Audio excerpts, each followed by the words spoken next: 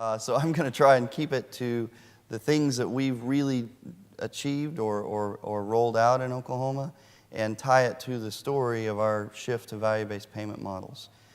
Because I think, honestly, I was an engineer before I became a physician, and sometimes I think we build things just to build things.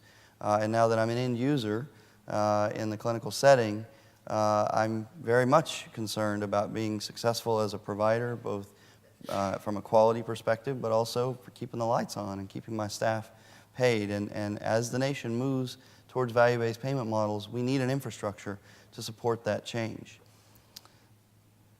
So MyHealth is a nonprofit organization, as you heard. We have over 1,000 locations now. That was a milestone we were glad to hit. That are everything from, as you can see at the bottom of the slide there, from hospitals and clinics, of course, but to independent pharmacies, to community mental health centers, social service agencies, free clinics, etc. So we've really tried to weave together the entire fabric of health, not just health care, in our communities, and we continue to push into those other areas. Now, the patient-centered medical home for us was an organizing principle back in 2008 when we began these conversations, and this is a slide that, if you've heard me present before, you've seen this slide, so it's a very old slide for me, but the concept of the patient-centered medical home I've always thought is a diamond, but it falls over if it's not supported by a couple things. First is care coordination and the free exchange of health information. I need to know everything that's going on with my patients when I make decisions about their care, or when I ask them to make decisions and I'm guiding them through those decisions. The other thing that makes the patient-centered data home fall over, however, is if there's no reimbursement model that enables me to think about their care between visits. If I'm on the treadmill of taking care of people in a fee-for-service model, I'm simply churning through volume. And that doesn't get it done in terms of improving population health or achieving the outcomes that we want as a nation. And undergirding all of that, of course, is the medical neighborhood. And I've got to be aware of all the other parts of the delivery system and beyond the delivery system that touch my patients, reaching even into transportation and domestic violence and all these other issues that patients can have that prevent them from acquiring or obtaining good care. So the anatomy of our project has been, from the beginning really, to have the core health information exchange, which is a centralized model, and that was a very short discussion in our community actually when we established the next couple of goals, which was, one, we needed the master patient index, of course, to tie everything together, and our participants expect that master patient index to be available to them as a service to clean up their information.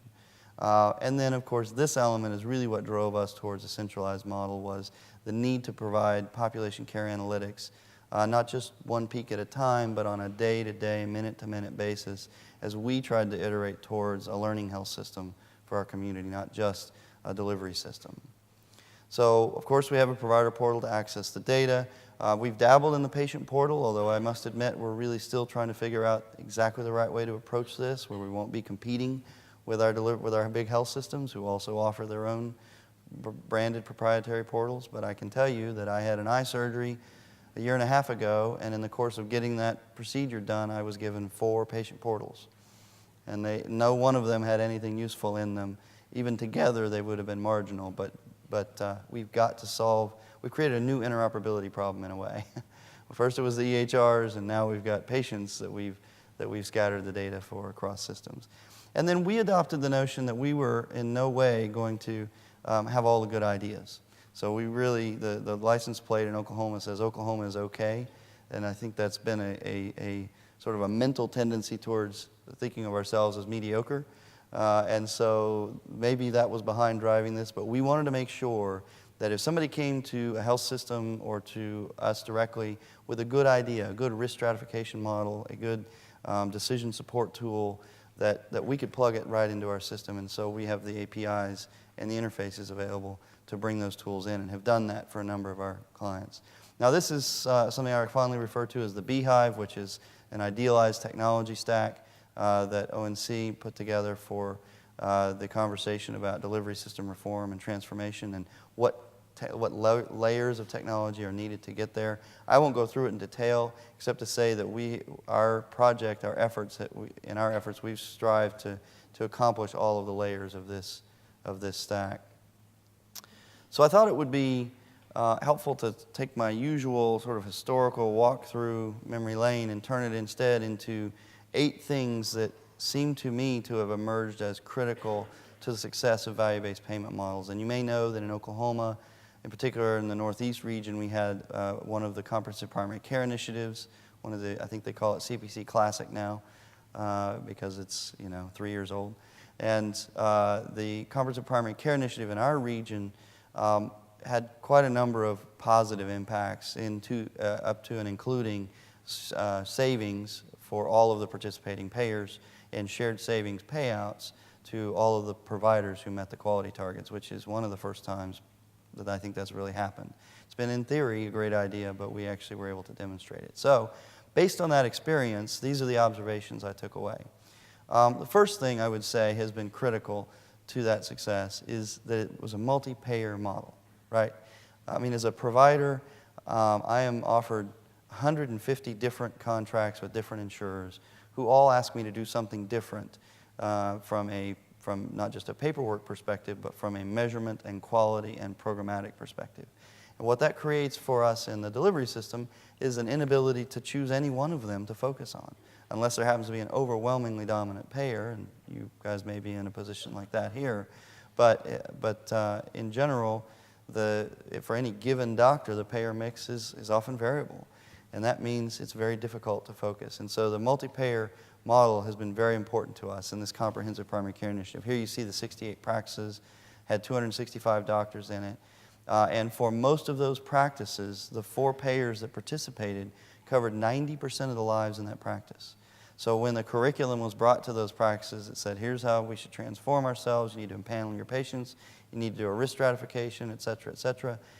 It was accepted because all the providers understood that it was the right thing to do. They had just never had all the payers in unison speaking to them with one voice before.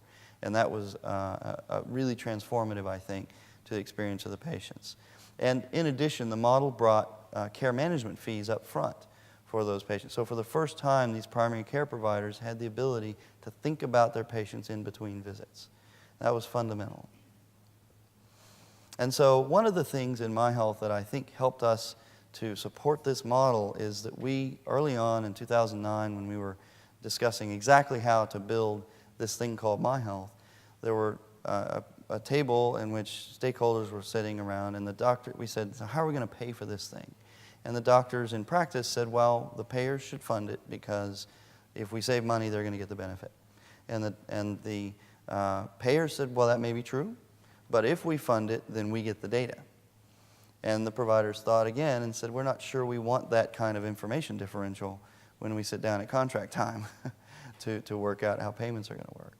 And so the compromise was that everybody would pay for it as a public utility, but that everyone would also agree that the health information exchange would be the trusted third party. And here's how that works. In current payment for value, you may know the provider submits claims, and the payer alone thinks about what those claims say in terms of quality and then decides whether to pay or not to pay the provider. And often the provider is mystified about not only what the performance was, but who was attributed to them in their panel, right? And so an alternative model has begun to emerge. I'm seeing it especially with the national payers who say, well, we agree clinical data is more indicative of quality and we're going to get that clinical data, and they write into the contract that you as a practice or you as a hospital must send us the clinical data. Well, having seen the clinical data that comes out of most of these EHR products, I can tell you, you're not going to want to send raw data to a payer and be judged based on that. It takes careful cleaning, and a payer has just the same number of EHRs to deal with that an HIE does. It's just not their core work to clean up data and make it realistic, make it truthful. And so the issue with this model is, of course, that the provider is still not a part of the decision-making process and is unaware of their performance until the end of the year when they get the letter that says, here's how you performed. That is no recipe for quality improvement or improving a system. So the model we've landed on is this notion of the trusted third party. And in this model, we needed an entity in the middle. And so MyHealth has served as that. And both parties put their data in, the claims and the clinical data. And they're tied together with a master patient index. And then the calculations of quality measures are done in that central entity. And that's really important because, as you'll see later, we've discovered that the clinical data doesn't really always have the variables necessary for quality measures. And the claims data does some things much better. And by putting the two together, we get the biggest, broadest picture of each individual patient's health and the most confidence or the narrowest confidence intervals, if you're statistically minded, on the results we get in the quality measures, because we've got the most comprehensive set of data. And so we can calculate payer-specific metrics, provider-specific metrics to assess value, and of course to have the flow of money respond to that value.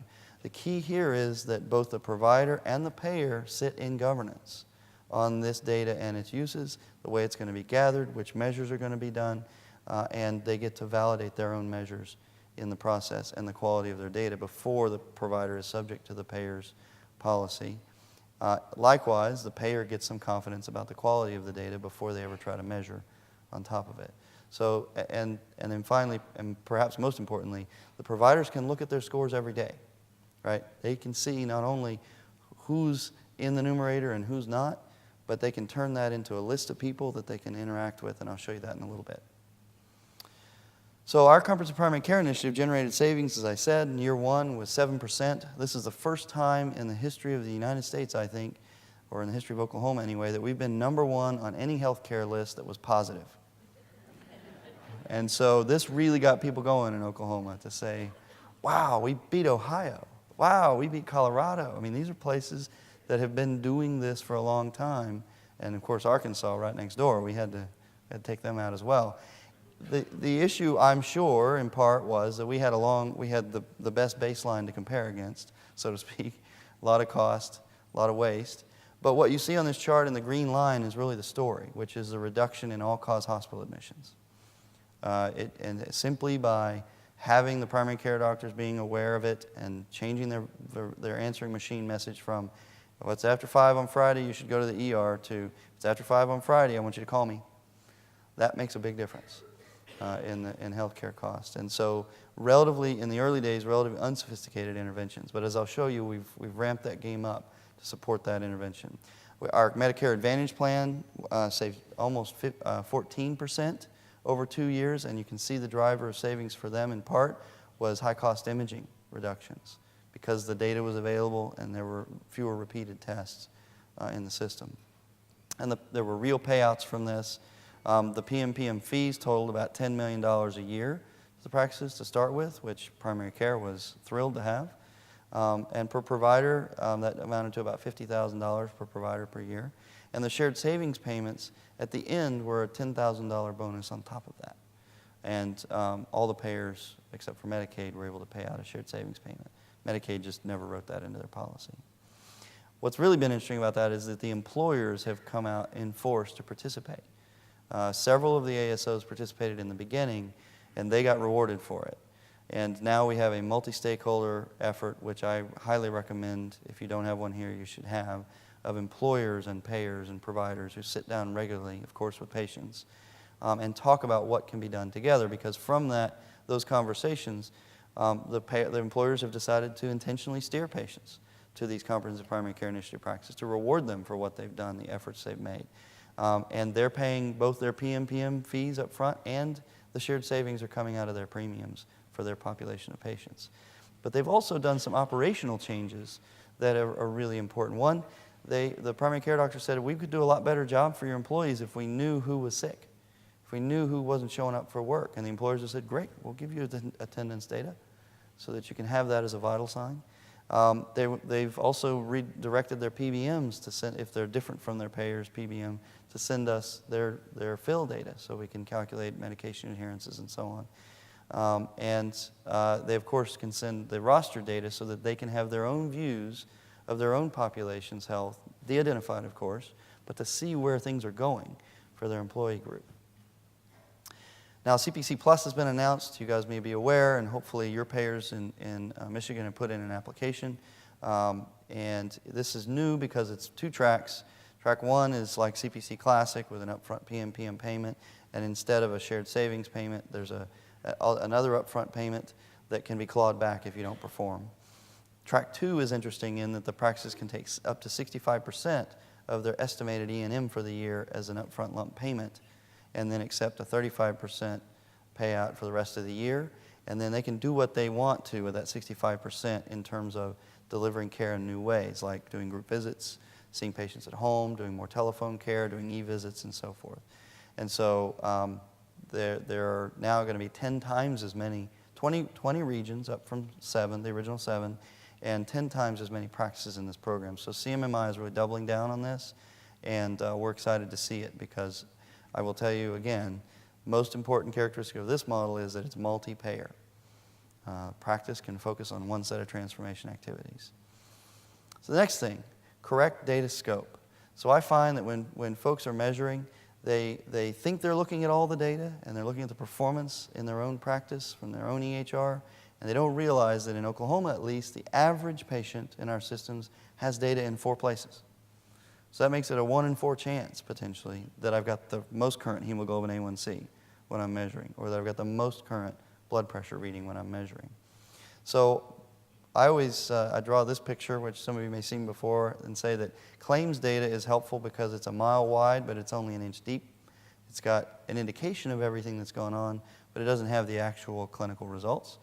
On the other hand, EHR-derived data is a mile deep, but it might only be an inch wide, because the sicker the patient, right, the more practices they see, the more doctors they see, the more scattered their data.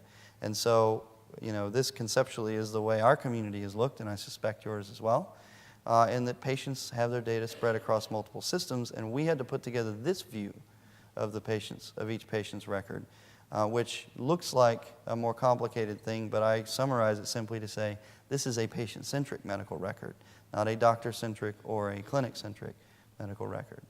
And isn't this what we want for ourselves and our families? So this view is what we've strived to achieve. And then if you think about the fact that patients change payers when they change jobs, et cetera, this really becomes a challenging problem, especially when folks are participating in an exchange-type model where patients can come on and drop off of plans on a regular basis and the payer has no idea what the risk is or what the history is. The next thing that's important, which I think you guys have probably achieved, is point-of-care access to the comprehensive data. Now, for us, that means having the portal, and this is too small to read, so don't try to, but when we receive CCDAs or HL7 messages or whatever other type of data we have to take from the systems, we try to meet our data feeds where they are, you know, our sources where they are in their data quality, and take it in. We parse that into realms of data like medications and labs and allergies and vital signs, and then we summarize those into one view. So rather than opening a CCDA to see the last visit, the practice can look here and see, in summary, the total meds that have been prescribed to this patient, regardless of source, the total problem list on this patient, and so on. And as you can see, it creates a lot of data. One of the things that we've added to this that we found vendors previously very reticent to do for us was the notion of the encounter. And I can tell you as a clinician, this has been most important to me.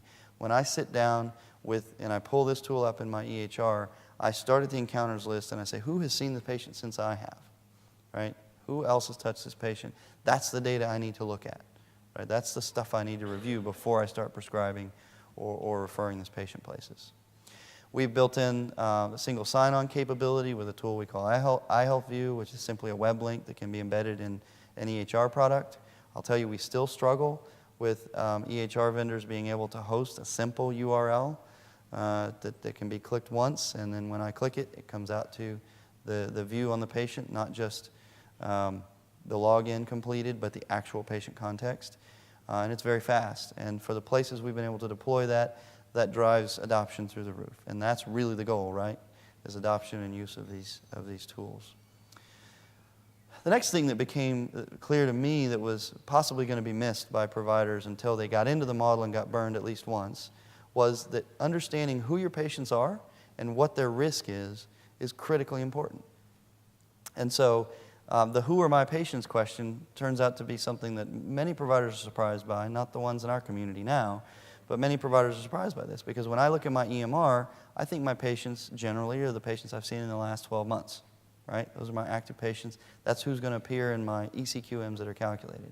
But when Blue Cross starts sending me a roster, we find that this is what attribution looks like to Blue Cross. And when Community Care sends us their roster, it looks like that, going back 30 months in time and attributing people that I saw 30 months ago. and then Medicare does it a different way, and yet other payers do it other ways.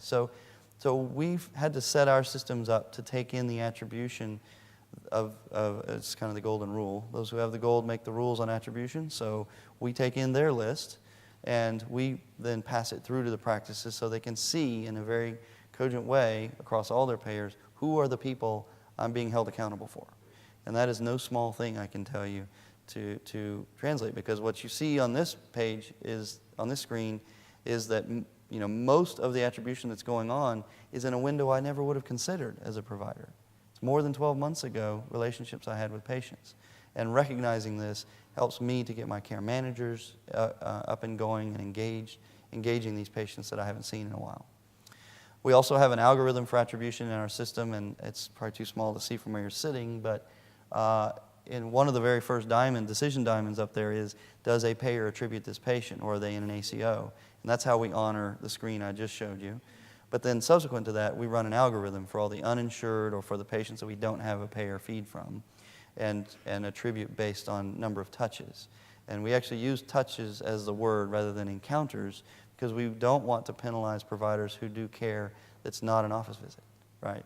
So if they document a phone note, they get a touch credit. If they prescribe a medication on a Saturday night that avoids an emergency room visit, they get a touch credit, and therefore strengthen their relationship, their match to the patients in their panel. And these are things I think that providers really had never had to think about before, but that we're trying to bring to their attention. The other thing is risk, and understanding how risk stratification works. And so again, the golden rule applies. The payers generally believe in their risk stratification models and want that to be the way that payments are adjusted. So we honor the payer's risk when they've calculated it and pass it through to the practices. So what you see here is over time the trend of risk for 3 or 4 different practices. And what do we see on this screen? We see generally the shape of this risk is very similar. And part of that is because 2 of the payers in this, one is Medicare and the other is a Medicare Advantage plan, both driven by HCC risk stratifications. And that has a particular shape. As you know, Medicare's risk stratification model with HCCs is miraculous in that patients grow limbs back and kidneys back in January of every year. And until a doctor says that it's been removed or lost again, the patient is able to walk on 2 limbs. So that creates this weird shape to the risk stratification curve, and depending when you assess risk, you may have saved money or lost money as a practice. The next thing we realized was that practices needed better visibility into what was going on outside of their boundaries, right? So active alerting and panel monitoring became critical.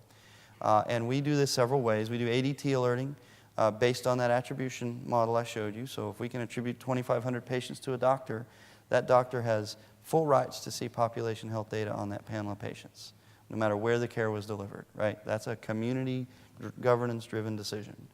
And based on that attribution, then we're also able to send ADT alerts to that provider to alert them that their patient's been admitted, discharged, or transferred to any one of the hospitals or clinics in our system.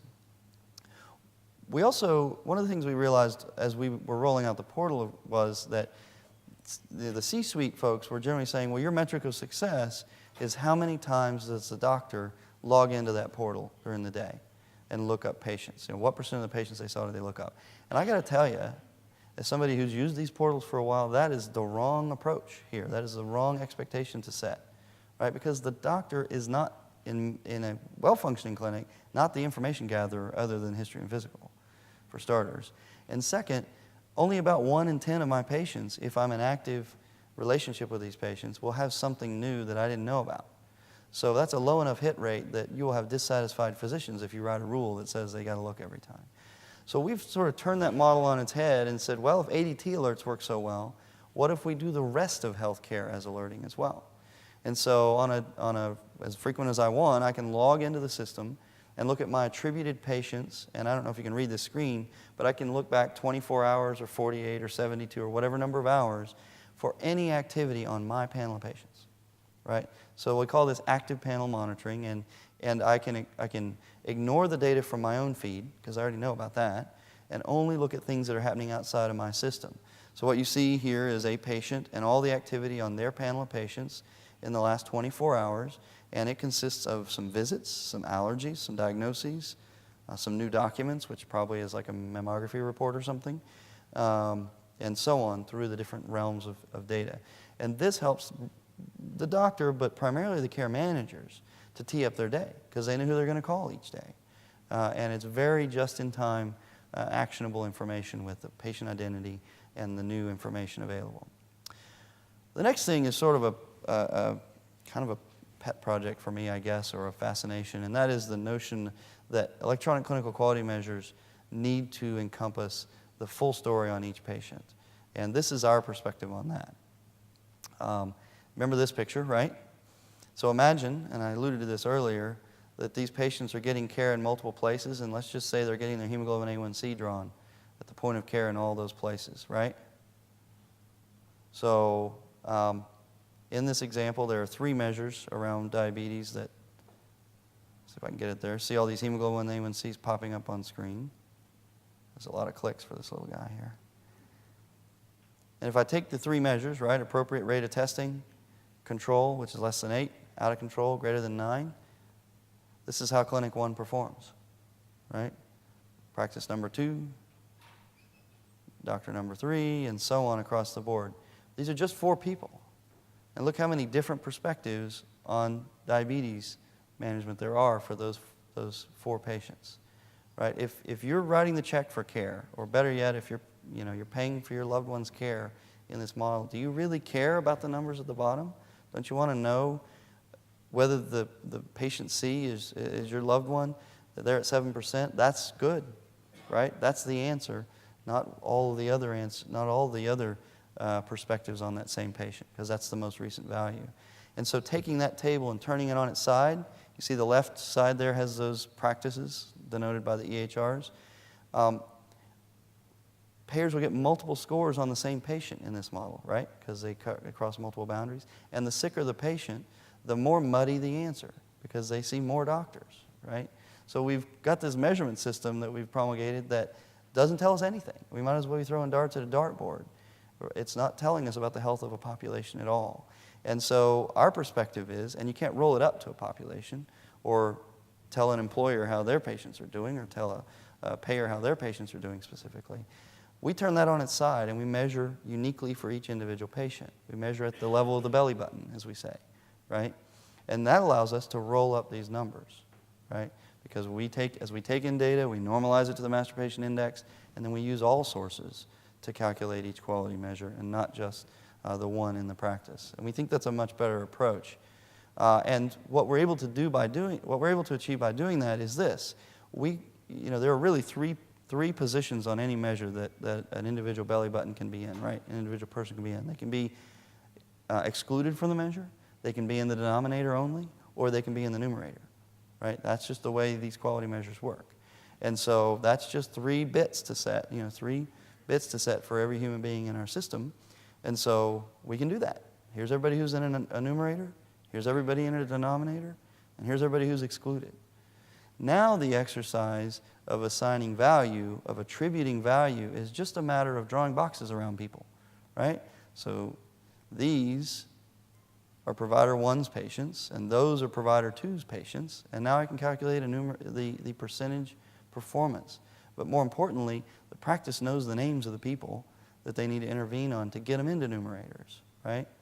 But the other perspectives that matter in healthcare, as we all know, are, well, how do we attribute value to a specialist? Again, it's just an exercise of grouping the patients that specialist touched and reporting how many numerators and how many denominators to get that done. Same thing with a payer. Now, for the first time in Oklahoma at least, payers could have a estimate of blood pressure control, for example, in their specific covered lives, not just in the practices they happen to have on their contracts, right? Same thing for geography. So for public health, this is incredibly important. I can look at a zip code level or a neighborhood level even to determine blood pressure control or diabetes control. And finally, employers, which really fund our healthcare delivery system, right? The employers need to know whether they're getting a product from us as providers that is making a difference. So there are some flies in the ointment there. That notion that we would measure around a human being has been central to our thinking for a while, and we've gotten to that point now. But there are some flies in that ointment.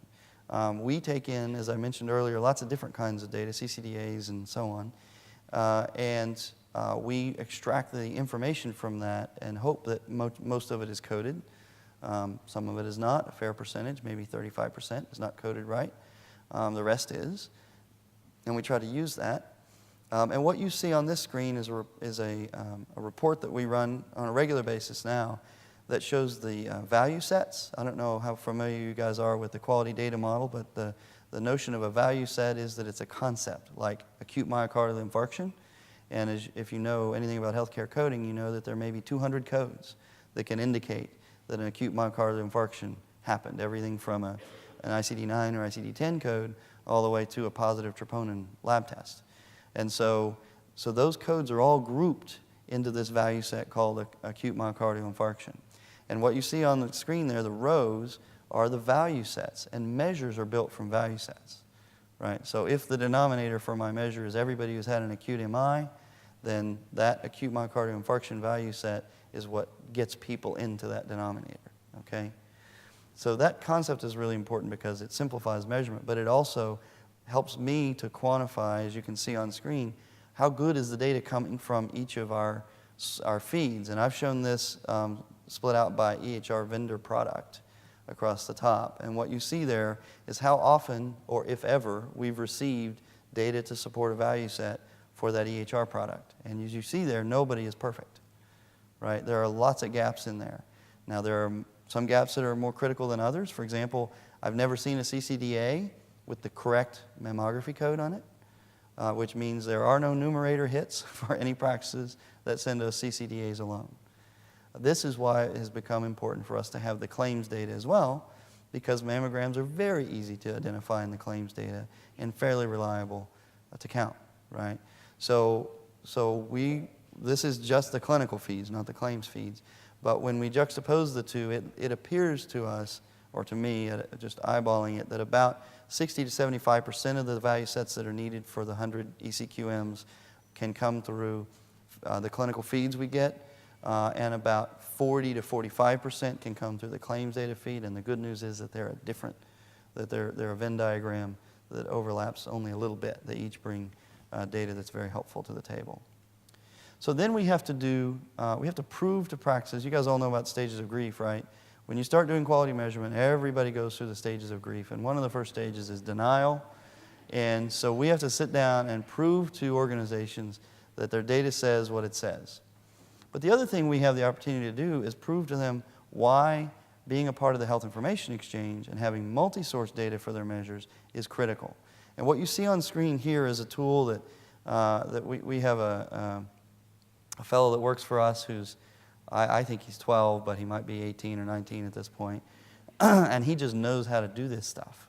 And so he built this view and said, is this helpful? Because he was trying to work on ECQMs. And this view, I was impressed, was incredibly helpful. Because if you can see in the upper left, I can choose the measure, controlling high blood pressure. I can choose the date range I'm measuring over, the 1 year period, or even over a few months if I want. And then you can see the radio buttons there. I can pick numerator, denominator, or in the population, and everybody else is excluded, right? And then there's a list that's not quite as helpful yet, but we're working on it, that tells me which steps in the measure, because if you've looked at a measure specification, there are a lot of decision points in those measure specs. Which steps in a measure spec are important in this patient. And then down below, I can choose a specific patient, and I can look at, on the data indicators area, which value sets that patient's data triggers, and in the pie chart, which data source is triggering that value set, right? So you see this patient has data from 6 sources contributing to their measures. And you can see in the gray area there, that's the measurement time window, that all 6 sources contributed to that patient's performance on the measure. So if this practice had calculated this number in their own EHR, they'd have a very different number than what we believe to be the right number for whether this patient is in the numerator or the denominator on this measure. So this has been an important advance for us because we can let practices interact and providers interact with their data at this level, and it's very important. And then, of course, when we get confident in the measures, we report things like this, which is performance on star ratings, and you see the green line there is the 5-star target. and the blue is how any given community or subsetted to a system or a clinic or a doctor is doing. And the width of the bar shows how many patients are in that bar to make it go. And so if you're an operations person, you're going to focus on that one on the right, osteoporosis management, because that's the fewest number of phone calls to get those patients' care gap closed, right? And so this being shared with us by payers and by practices helps everybody be on the same page as to what gaps actually need to be closed. And what we find is practices have closed a lot of these gaps. It just didn't make it to the payer for some reason. And so we take this view then and turn it on its side and say to the practice or the care manager, this is the actionable version of that chart, because it's got at the row level the patient's name and phone number and which gaps they have. Each of those colored bars represents a unique gap. They can sort to the most gaps, get the most bang for their buck on each phone call that the care manager makes or the visit that they have with patients. The next thing that became important in transforming the value-based payment models was the practices and the providers understanding cost and utilization and where they stood vis-a-vis their peers. And so we get some of that data in a raw form from payers and turn it into reports. And in some cases, we get the payers' digested version of that number, the PMPM cost, right? Because payers don't really want to let us, at least commercial payers, don't want us to share their individual contract rates with practices. So we get things in terms of total PMPM cost from them.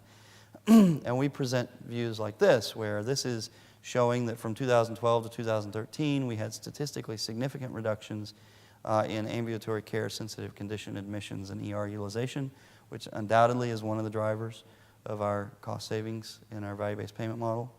But we also have in our analytics environment a place where the practices who've agreed to be transparent with one another, I've de-identified them here, but they've agreed to be transparent with one another, can see where they rank from left, which is the highest cost practice on a PMPM basis, to the lowest cost practice on a PMPM basis. The width of the bar is the number of patients in that practice, and the color, green or red, indicates whether compared to 4 quarters ago, their cost has gone up, red, or down, green. And so this chart shows a lot of information, but the practices studiously monitor this to see where they are from left to right in this chart, right? And then we provide things like the bubble chart like this, where they can log in and see which quadrant they're in. The lower left is the low utilization, low cost quadrant. The upper right is the high cost, high utilization quadrant. And that's been very helpful to these practices as well. And then last, and this is rewinding way back to my medical school days, care transitions, anytime the patient moves from point A to point B, is an incredible opportunity for mistakes and for the wrong thing to happen or the wrong thing to be ordered again and again and again. And so we've been actively managing care transitions and closing loops for a while in the community. And what we discovered based on a study in 2007 that we conducted was that when patients were referred, even in the place, even when there was an electronic medical record that had a referral module in it, either the patient was being told they needed to call the cardiologist and get a visit, or there was a mishmash of phone calls and faxes that was happening between the two parties, right? And this was a mess, really a mess. And we found some practices had as many as 3,000 patients sitting on the fax machine that needed to be dealt with, and they didn't have any idea where they had wound up. You remember the story about the VA and the patients passing away waiting on access to care? Well, this was a similar story in our community. We did find several patients who had passed away waiting on their urgent cardiology referral to get scheduled and happen. So this became a real quality improvement initiative for us, and we had to get in and study that black box and figure out why was it not going well. And what we realized was that a referral is an order. A care transition is a physician order, just like when I order a medication or I order a procedure for the patient. And why have we not created the infrastructure to track these things as orders? So we studied it and decided there were about 25 unique states that a care transition could be in, and we got pretty granular, everything from referral sent to the receiving provider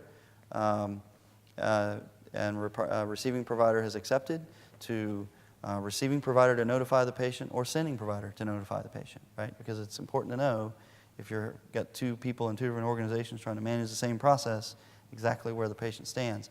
When we put the original process down in those 25 states, you see them as circles around this box, you can see the workflow was a mess. There really wasn't any common process that was being used to make referrals. And so we implemented a tool in the middle that connects the sender and the receiver and augments, most of the time EHRs only have 4 referral statuses, right? Active, canceled, complete, draft. And that's certainly not enough to know whether my loops are closed or not. And so in this electronic process of making referrals, what we found is that the referral loops could be closed and tracked to completion. And this is the web-based UI. It's also interfaced with the EHR products. It takes ORM messages from the EHRs and creates this process in the middle. And enables the receiving providers to be very granular about what they need to accept a referral, right? So we gave them the ability to build out templates. If you're an imaging center, if you're a cardiologist, if you're a dermatologist, we have found that the CCDA is not particularly helpful to send to someone else because it doesn't get looked at until the patient's already in the room with the doctor, if at all. And what we needed to happen is we needed the receiving end to be able to give some information up front. Hey, if your patient's in a wheelchair, we need to know it. Hey, if you've already done a CT scan, we need you to send it. Hey, if you've had the patient on a beta blocker already, we need to know. And all those things go in this referral template. And you can see it's interactive. And instead of managing faxes on the fax machine or even secure emails, what happens now is these care coordinators and referral agents basically manage an electronic list where the orders are tracked by hours of age, and they have performance scoring based on how many loops they close. They have to close as many loops as they open in any given period of time. We're able to track that very granularly. And so the effect of implementing the system has been to go from 60, even at a year out, 60% of our care transitions, we had no idea what had happened to them, to just over 10% that we didn't know. So a pretty dramatic improvement in closing loops. And you may know ONC for a while and CMS for a while have wanted to roll out loop closure measures, but there wasn't infrastructure to support that broadly available. But it's coming in the next round, right? It's there. And then the reason we built all that stuff is we had the hunch that a fair percentage of referrals just didn't need to happen at all, right? That if providers could talk with one another more freely, like maybe they did in the Marcus Welby days, I don't know, I'm told that's the case. But if they could talk more freely with one another about a case, that a lot of unnecessary referrals would not happen. And what we did then is we interrupted the referral step. If there is a specialist available who says, I'm willing to triage cases before I see them, then the referral gets put on hold at the beginning, and it goes through this loop to add a clinical electronic consultation with the provider, and the sender and receiver can iterate multiple times if they need to on the case and come up with a plan. And if the provider's response is, the receiving provider's response is, I need to see the patient, then it goes in the scheduling loop, just like it always did, right? So this created at least an opportunity for patients to not need to be seen, or for example, for care to be accelerated and the patient to be seen sooner, right? So a couple of quick cases, I won't read them, but this is a derm referral, iPhone photos snapped and attached to it, sent to the dermatologist. Dermatologist responded in 10 hours, right? This is a Medicaid patient, so they were looking at a 6 to 9 month wait, if at all, getting to see a dermatologist. Instead got an opinion in 10 hours back to their primary care provider. And the answer was, here's the diagnosis, what I think is going on, here's how you can manage it. If it worsens, I'm happy to see it. And this avoided several potential bad outcomes, right?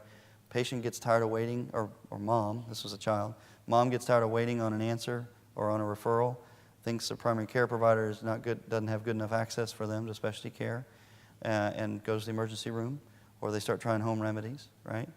The other good effect from this is that the sending provider has learned how to manage this situation, right? This creates a learning health system where I get feedback on a case in the context of that case, and I can change the way I practice based on it. The other extreme here, this is a referral for a routine eye exam, but based on the history, the ophthalmologist said, whoa, I got to see this right away. This is not routine, and I was able to overbook it and get the patient in the next 48 hours to be seen. right? So it's not just about pushing out unnecessary care, it's about right-sizing the wait time for care if it needs to be delivered at all. And the effect of this, we have a number of metrics to report, but one that might be most pressing here is for the patients who receive that electronic consultation, in addition to the electronic referral, not just the electronic referral, there was a $130 PMPM difference in cost for the 6 months preceding and after that referral event. Does that make sense? So it is really drives a lot of cost to get control of where referrals are going.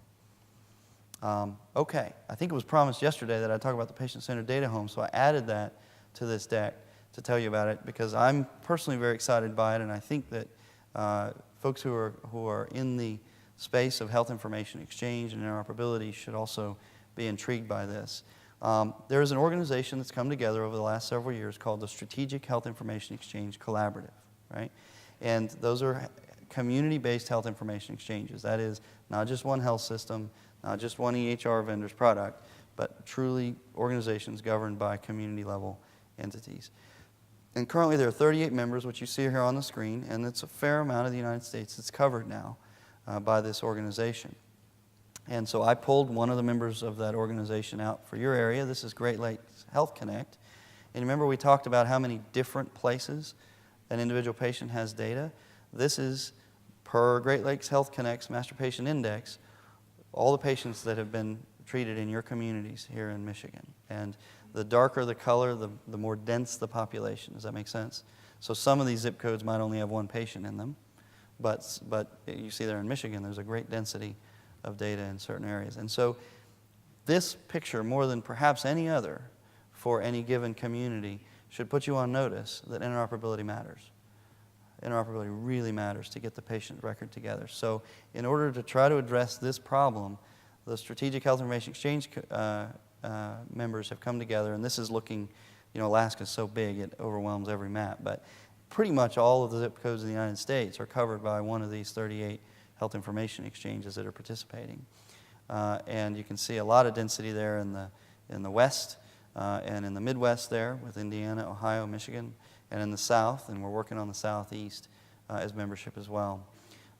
But this gives us hope. I mean, look at the number of lives there. 160 million lives is what we estimate. That's half of us, right?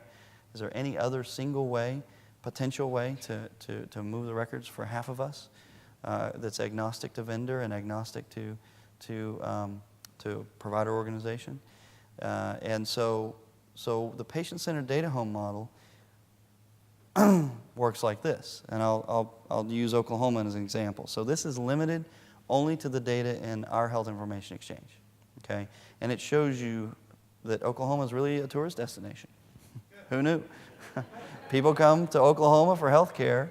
We had no idea.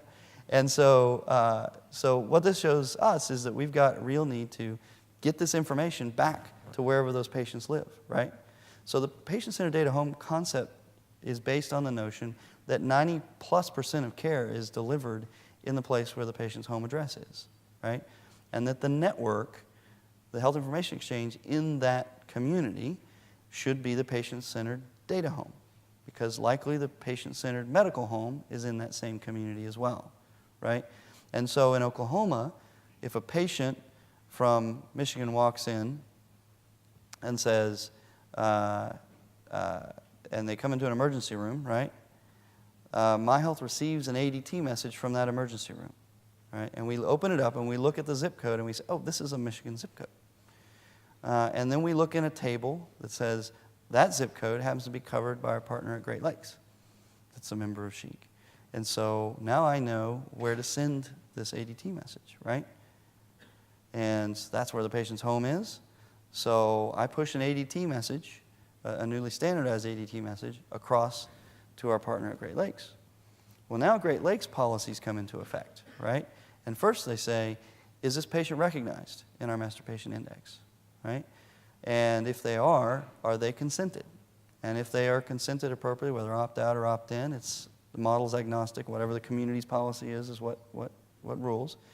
Then they can take whatever downstream steps their policies allow them to take, up to and including notifying the PCP that this patient's just been admitted to the ER in Oklahoma, or that they've had a new lab test or an imaging report or whatever they'd like to report. And to my knowledge, this is the first time that we've been able to do actual push of data from one whole community to another whole community. And that transaction right there tees up everything else that can happen. Because the shortcoming in most of our nationwide interoperability today is, like with eHealth Exchange and even Commonwealth, is I got to know who the patient is I'm looking for. I got to know where I'm looking. I can't just scan all sources in the nation for the patient's data. And I got to know when to look. Was there a relevant event that happened outside of my region to go look for, right? And this ADT, simple ADT message moving, cures that problem, because now the doctor here in Michigan knows who they're looking for, right? Because they just got the alert, and they know when to look because the alert had a date timestamp on it, and they know where to look because it came from Oklahoma, right? Then follow-up queries can be triggered to say, well, wait a day and then pull the full CCDA back from Oklahoma. So I've got all the lab results and I've got the imaging report and so on. And by the way, later on, when that provider needs to calculate their quality measures, they know exactly where to go look for additional data and who to look for it on, right, in another community. So this is the notion of the patient-centered data home. The result is that all health record data on patients who live in a geography, the patients can expect to have all their data come home to rest in their local network, which makes these health information exchanges now relevant to patients and gives us the opportunity to do, I think, some even more exciting things with that information. The implications of this model are by centralizing the data on each patient in a patient-centered data home and making sure patients know about the existence of that patient-centered data home, allows us several things. We already talked about ADT alerting. We could do that nationwide, right? More accurate care gap analysis. When I'm assessing care gaps, I now have the full data set.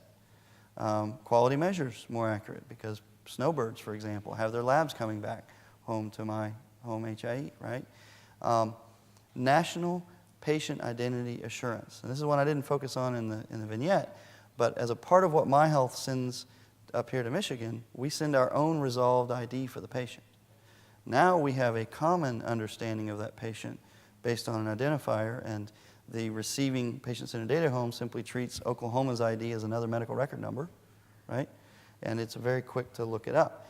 Well, I don't need, in that case, to have a national patient identifier because we're pre-exchanging identity and in letting each organization's master patient index to resolve it, right, and maintain that identity. But we only have to do it for people who receive care outside of our borders. For the 90% of people who are only receiving care in Oklahoma, I just have my clinics and hospitals identity to keep up with.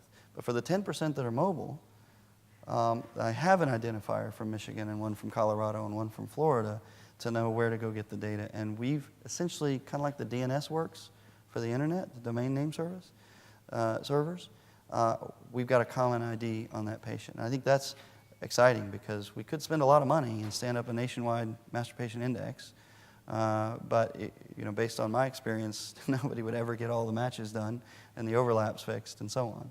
So this way, at a regional level, we can optimize identity and share that with one another. And then this, to me, gives the first glimmer of hope that we could possibly get to a situation of centralized consent management, so that patients could have their opt-in or opt-out at the level of their patient-centered data home, and that data home's initial response to that ADT message coming in could be, what's the patient's consent status for you to look at their records, right?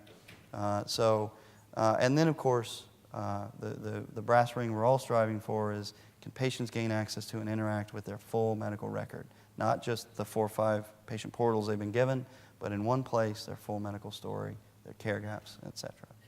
So I will stop there. And I should say cost, this is a relatively low-cost effort. We've got 3 pilots in place now, one is live, one is coming live in the next week or so. And the investment in that has been borne by the health information exchanges themselves to do it. So.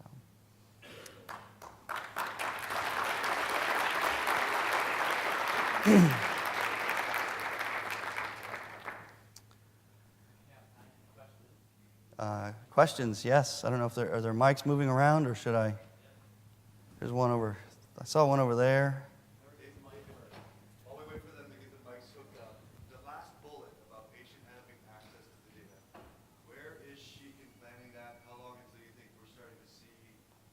regional HIEs sharing data directly with consumer-controlled apps?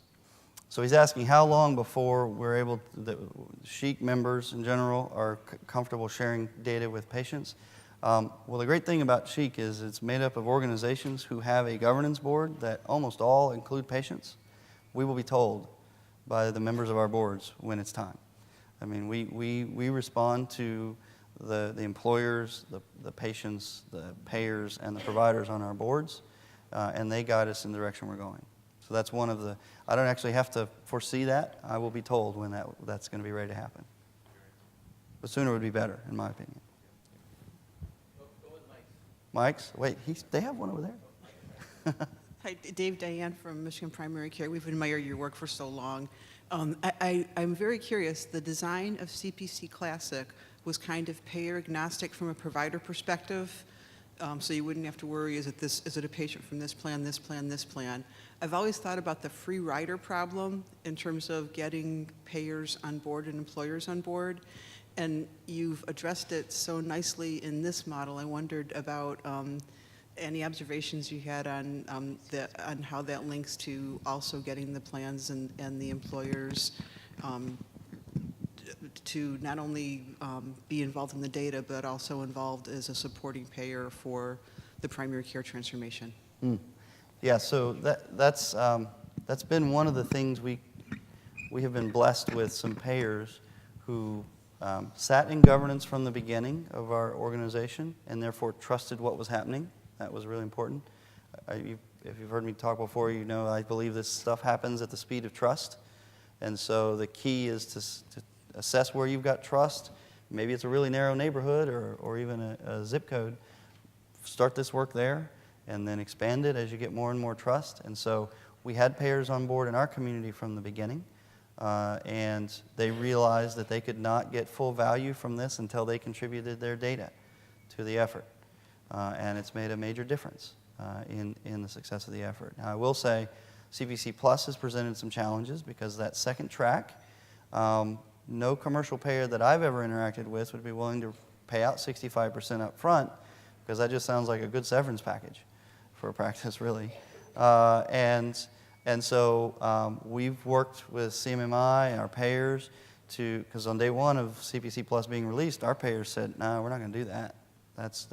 We just can't take that kind of risk.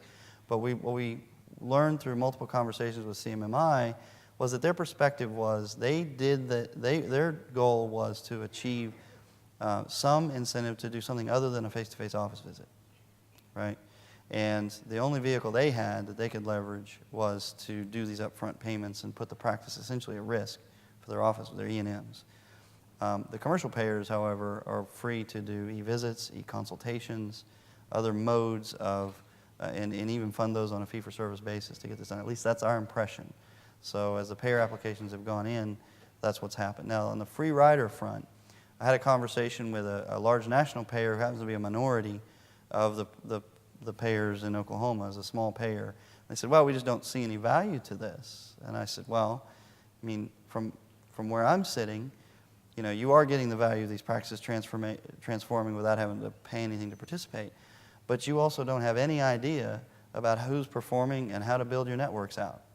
And so the smaller I am, the more I want in this plan because everybody else is going to be funding most of the transformation. My investment's going to be very small on a PMPM basis, but I'll have all the information to play just as big as anyone else.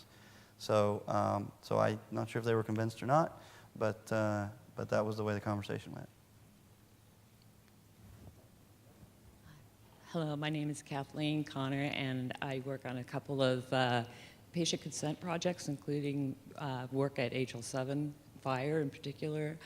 And I was curious, when you said that the ADT feeds possibly are being a source of the opt-in and opt-out information, is that correct, or are you getting that information from another source? Well, I mean, you know, the way HL7 has been used as a guide, not as a standard everybody rigorously adheres to. So depending how the members of Chic work it out, it could be put in the ADT message, or there could be a unique message itself. It is available as one of the segments, so I just wanted to know if you... It is, and what we're finding, just like with practices, that most of the Chic members are most limited by their health information exchange vendors and what that vendor can get done for them in terms of putting a custom message together to send out. But it would be very important if the ADT feed could be used, and because that Absolutely. is a standard segment for at least minimal consent information. Right. So, And you know, on that. before the patient-centered data home, the lift probably would be this to get that information communicated everywhere. But if we're pushing the ADT anyway, feels more like this to get that consent information moved. So. Yes. My name is David Neff. I'm with Medical Affairs for MDHHS. 2 questions. Number 1 is, what is your thinking about helping providers resist the urge to fire their patients if they're not meeting their goals? That was a point of discussion that we had yesterday. That's the initial reaction I think many providers might have, where they may be the patients that need the most help. Right. Well, this is an area that I worked in for a little while in measurement, and my perspective on this is that we need smarter measures, and we need to be focusing on modifiable risk to start with, and not just risk in general, because that has risk in general has created incentive to cherry pick patients, right? But if I know that I'm only being judged as a provider on the amount of risk that's modifiable in the population, then I'm going to go get the sickest people I can with the most opportunity for improvement into my practice, and I'm going to do what I can for them. Now, on the behavioral side, they may just not be adherent to therapy. But unfortunately, that's at our feet as providers now, and we can either be the doctor or we can not be the doctor. And I think we should expect better tools for this. I mean, one of the pieces of data we strive to get in front of our providers, we're not there yet, but we're working on it, is medication adherence, so that the provider can know if their patient is taking these things. But also there are tools, one in particular we like to use called Archimedes Indigo, that helps to convince patients why it's important to be adherent to their medications. And then the last thing I would say about the measurement culture that worries me a bit is I don't ever get a measure report from a payer or even from most systems that has confidence intervals on it or an indication of statistical significance, right? And if you're measuring at the doctor level, it's unlikely that any of the trends you're seeing in most of the measures written today are statistically significant, right? And so I've tried to encourage our payers and others to think about zooming out to the level at which the measure result makes sense.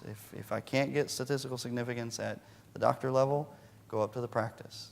If I can't get it at the practice level, go up to the system. If I can't get it at the system level, well, the best we can do right now with the numbers we've got is community level measure. And I think that as scientists, physicians are scientists as well, providers are scientists, that will give me more confidence when I see that red asterisk next to a number that I can do, that I should be worried about it and do something about it. So the second question is probably more relevant to MiHIN and end users, where you're looking at quality metrics that require a lab. How did you get all of your labs enrolled to submit data so that you could see those results? That seems to be an ongoing challenge. It can be a challenge, yeah. And so the way we negotiated that was first we get CCDAs from practices with lab results in them, right? So we've got labs that the providers have signed off on, but then we went to the reference labs and said we'd sure like a feed from you all, and the discussion basically centered around whether the patient had had an opportunity to consent or to opt out, and when that lab was being sent. And so the compromise we came to was when we have a member sign up for MyHealth, the provider sign up for MyHealth, they also sign a document for their reference lab that has the reference lab now able to push us data. So we have Quest and LabCorp coming on, and a kind of a local thing called Regional Medical Lab that feed us that data. The other driver for that, and I should have emphasized this more in my talk, there are some big organizations that have been created by the Meaningful Use program, and they're EHR vendors, right? I mean, they got a ready-made multi-billion-dollar market, and they're now massive organizations, bigger than any of our health systems, bigger than any of our clinics on the provider side. The only other entity in healthcare that's about that big is the payer, right? And so we need the payers to advocate for things like that. So our payer in Oklahoma, our Blue is our dominant payer, and they basically said to the labs, we're going to have preferred labs and not preferred labs. If you want to be a preferred lab, you're going to feed the health information exchange, right? And they did the same thing with the pharmacies for medication fill data. So getting to step number 1 for the CCDAs, were those searchable discrete fields that you searched on? Or? Yeah, so the CCDA 2.0 is a requirement that if it's a certified EHR product, that it puts out a LOINC-coded lab result. Now, we find many systems not doing that, but we're able to file a complaint with ONC and get the certification body to intervene when we find that problem. So in the last corollary, are you doing any free text searching when you need to look for data that may not be in a discrete data field? We've only had one instance of that, and that was because of the dismal nature of the mammography information in CCDAs. And so we have obviously a huge bucket of PROS reports on mammograms and other procedures, and so we mined that to augment the clinical side of the mammography performance score. And I'm sure we'll do more in the future, but there's still a lot of low-hanging fruit that is properly coded that we're trying to extract data from. Great questions. One more question. I'm going to get the hook after that. How do you become a member of CPC? You go to the website and you email Bob Steffel and you sign up.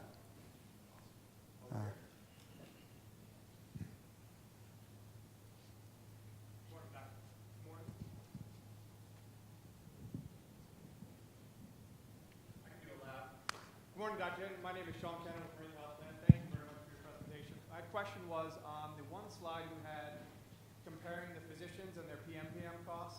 Right. We do that a lot often, and the feedback we get is, well, my patient panel is more complex. So how do you normalize those costs Right. to do that? Are you doing it in any way, internal medicine versus family practitioner versus pediatricians? Well, that particular slide was primary care providers only, but you are correct that there are lots of ways to justify why my cost is higher as a provider. I happen to be in a university setting, and in that particular slide we had about middle-of-the-road cost, but we also had more than twice as many dual-eligible patients as any other practice, for example. So the unfortunate reality for the moment is, at least, that the risk stratification from the payer is what decides whether my patients are actually sicker than anyone else's. I'm hopeful that someday we'll get to a common agreement on what risk stratification model to use and what's effective from birth all the way to elder years in terms of, it doesn't have to be one model, but something that appropriately covers the age groups. And then that we'll actually be trained in risk stratification in medical settings as part of our population health training that we get in medical school and in residency. And then we'll start to, we'll have a number that we can really understand means this patient is at more risk than that patient, and that the risk will be adjusted appropriately for my higher cost. I can tell you that the highest cost practice on that slide does mostly nursing home care.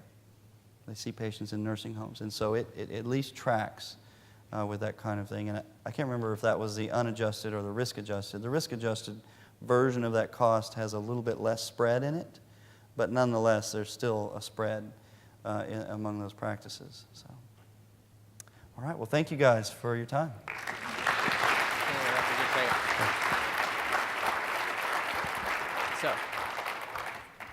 So thank you very much. Dr. Kendrick's what I call the triple threat in this space. He's got the sort of whole MD, scientist, academic edge. He gets the technology, and he knows how to run the business. He's clearly one of the people that I hope our audience listens to, because he's thought about this deeply and widely, and all of the places we are aspiring to. And people have said nice things about what we've achieved in Michigan. I think this is a storyline where there's some pieces here we should aspire to. So thank you again.